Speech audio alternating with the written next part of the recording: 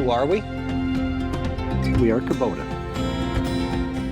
Hi there, Cody Erickson here again from Edmonton Kubota Limited. Today I'm here to talk to you guys about the BX series of tractors from Kubota. So the subcompact BX series of tractors is the number one tractor, or number one selling subcompact tractor in Canada, I believe North America too. It's been our best selling tractor since day one. Since 2007, when I first came to Edmonton Kubota, it's been our best seller. So a lot of nice features on these tractors. We'll get into those in a few more minutes.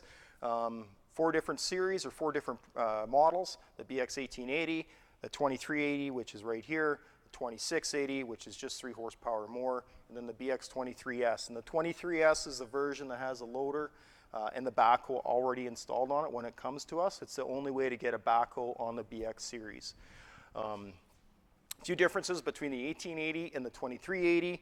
Tire size, so it's a lot bigger tire on the 2380, which is quite nice if you need something with, you need traction. If you're doing any dirt work, it definitely is a benefit there.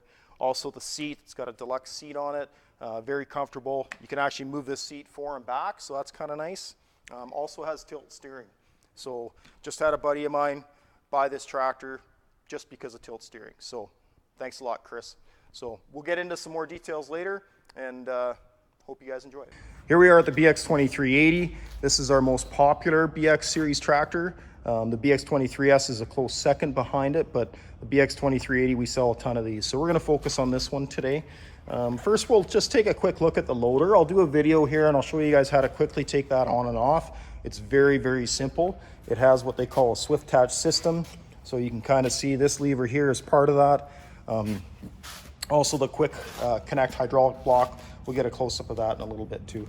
So here you can see, like, we feature, Kubota does this on all their tractors now, but it's got a 2-lever skid steer coupler. So this is a standard skid steer coupler. Any skid steer attachment will go on here. Obviously, you're going to be limited with the capacity on this machine, so you're not going to be able to lift all those skid steer attachments, but you could hook onto them to just simply move them around if that's what you're going to do. Or if you find a cheap set of pallet forks or something like that, skid steer attachments are the most common attachment in the world. So they're priced very, very well too. So here's our lift cylinder, or I shouldn't say our lift cylinder, but our bucket cylinder. So some companies pick on us about that, and they say, oh, Kubota's only got 1 cylinder on front. Well, one thing is, I've never seen one of these bent. I've been with Kubota, not here in Edmonton, but Kubota in general, since 2002. In almost 20 years, I've never seen one of those get bent. I have, however, seen the dual cylinders get bent on a few different occasions. So not with our products, but with some of our competitors and the previous models that I used to sell. So we'll kind of go over here. We'll kind of look at the operator's platform. So kind of nice. We have a little bit of a semi toolbox, a little bit filthy in there, I apologize, with a power outlet. So it's nice that you can charge your phone in there. I actually do that quite often with that charging port. Cup holder. So you have your operation levers are all color coded. So the yellow indicates that it's for the PTO. You have 3 selectors here, your rear, your both, and your mid. The reason you have one that has both is if you have a bagger on the back, because the bagger's driven off the rear PTO, the blower assembly is. We have a diff lock right here. It's just a heel push. This is if you have a mid-mount mower on it. You can kind of, again, like our 0 turns, you can set your cut height, turn it to that position, drop your mower deck, and there you go. Park brake. Here's the adjustment for the seat. This is to control your 3-point hitch, your rock, well, what we used to call a rock shaft anyway. So it's just going to change your flow so that you can speed up or slow down the rate that drops. Up here you can see, here's your lever for your tilt steering. Nice instrument panel. Walk around the product. This one we actually have a QH05 quick hitch on there. So if you have more than one attachment, it's actually really handy, because then you don't have to worry about lining up those pins all the time. You basically just back up, lift, and go. You're hooked up. As you can see, it's in the top right there. This one we have a box blade on, which is quite nice for doing any kind of landscaping or dirt removal. Over here we have the fuel fill. Very good spot. It's really easy to fuel that baby up. Joystick right here. So we got our safety tag on there, so excuse me. So this one right now, we do actually have a float, by the way, which a lot of companies don't feature on their subcompacts, so I'm not sure why. This is also a multi-function loader, so I'll show you that in a video here shortly. You can actually lock this out too. So just for safety reasons, if you're, for example, you're lifting a mower deck up with slings, it's kind of what I've done. You could lock this in position so that if you have a small child or something, they don't actually come over there and bump that, so it drops the loader or whatever you're carrying or lifting onto you. So just a safety thing. We'll unlock that right now.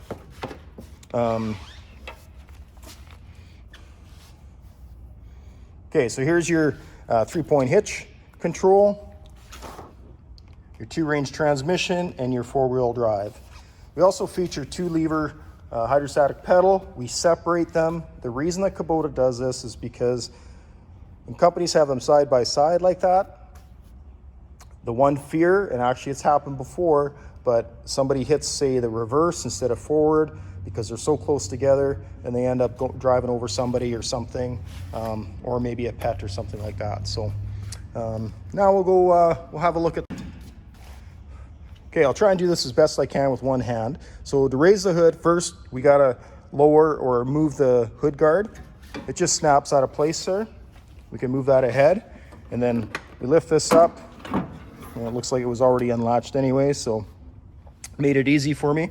One thing in here that you want to do, especially if you have a mower on this unit, this is just your pre-screen. So the airflow is brought in from the front. So we also have this screen right here, which your battery is located underneath. So the airflow is coming through here and then into the rad.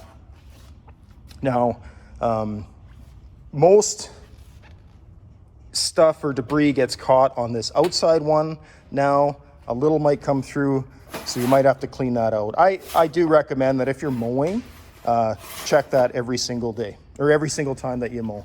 You have your air filter right here. On the other side, not sure if you can see it, here's your dipstick. Right below that is your oil filter, which you probably can't see. So very easily accessible. If you're gonna service it, very quick, it doesn't take a whole lot of time. You can do all this stuff yourself, or you can bring it to us, but you can definitely do it yourself. Kubota also features steel hood, steel fenders, so good solid construction. There's not really a whole lot that can go wrong with this product. We'll have a quick look underneath here. I'll climb down. So underneath you can kind of see lots of clearance. You can kind of see the the hydrostatic filter, plus your mid PTO is down there. Also, there's a fuel filter right there. And then your drive line to the front, your front axle. So again, lots of clearance. Not gonna get caught up on a lot of things. Lots of guys will ask us if they can keep the mower on when they till. Yes, you can. I've done it myself many times. Okay, so just want to do a little walk around. We'll look at this. This is the BX23S that features the tractor loader and backhoe on it. You can see the loader there. It does have a different model number of the loader than the BX2380, but it's the exact same loader. So Kubota does actually build these things a little bit heavier in the back end. So that is the difference, and that's why they can put the backhoe on there and not have any issues. So much like our loader, these are featured with what they call a swift attach system. So, excuse me, there's just a couple levers right here. I'll see if I can get an area I can show you. There's one there, one on the other side. You do have to get off the tractor to take the backhoe off, but the backhoe comes off in maybe another 30 seconds longer than it'll take you to get the loader off. So this one will dig about 6 feet. You can add a mechanical thumb. There's a bracket for the thumb hookup, and you have a few different bucket options if you choose. So we do find that guys that buy these machines, it's really amazing what they can do with them. Even if you're, say, a customer that has a small compact skid steer, I believe Terex makes one that's like 48 inches wide.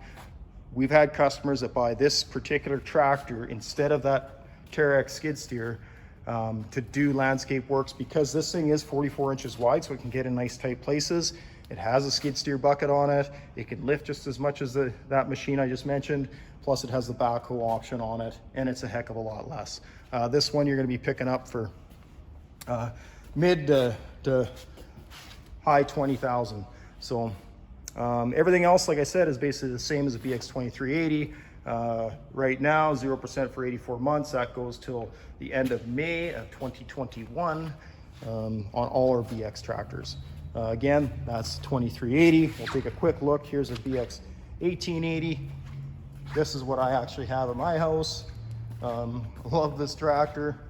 Get a good shot of the valve here. Actually, one more thing I just thought of too is with this valve, you'll notice there's nothing hanging down. So unlike, again, some of our competitors, there's a lot of hoses, valving even is located underneath the footrest. Ours is integrated up into the tractor itself underneath the seat. So yeah, there you go. There you have it. Okay, so I'm just going to demonstrate how to take this loader off and then put it right back on really quickly and easily. So one of the biggest highlights of our BX series tractors is just how simple to do this. So we'll just glow plug it here, and then we'll start it up and let her go. So first thing we're going to do, I already had this running, so it's already warmed up already, but rev it up a little bit. Lift up the loader. We're going to curl back the bucket.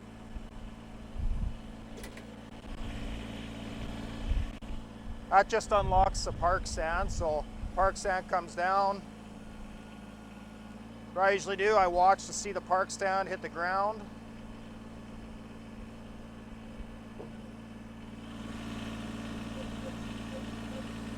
Then I kind of just tilt the bucket back. I can kind of, when I have my hand on the lever here, I can feel that release, so the pressure's off and I'm able to take that pin out. So that's all there is to it. Oops, sorry, I had the park brake on. So we're going to back up. This is an important step actually. So we're going to rev her down, turn the engine off. Then we're going to move the joystick around. So what this is doing is just releasing all the hydraulic pressure in the lines. So when we go to put the loader back on,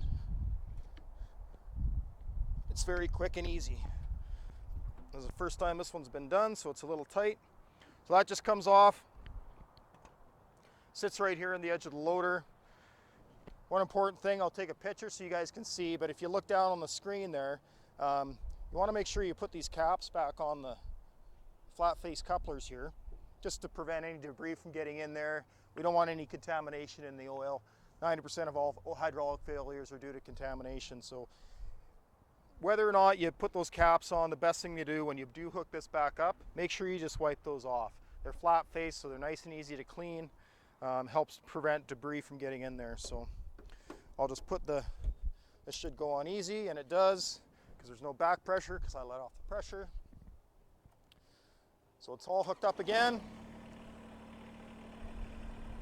We'll drive her ahead. I usually get this backwards every time I try it, but we'll see here.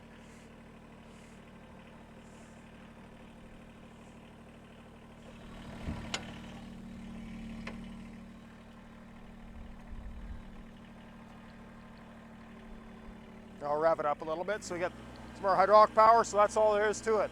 Loader's back on. We'll just use the bucket to bring that park stand back, lock it into place, and there we go. That's all there is to it, taking the loader on and off. So the other nice thing, I've already mentioned this in the video, but just a quick attach feature, skid steer quick attach. It makes it so simple to go from one attachment to another, just 2 levers are spring assisted, so it's super simple to do. Okay, so I hope you guys enjoyed the overview of the BX series tractors from Kubota.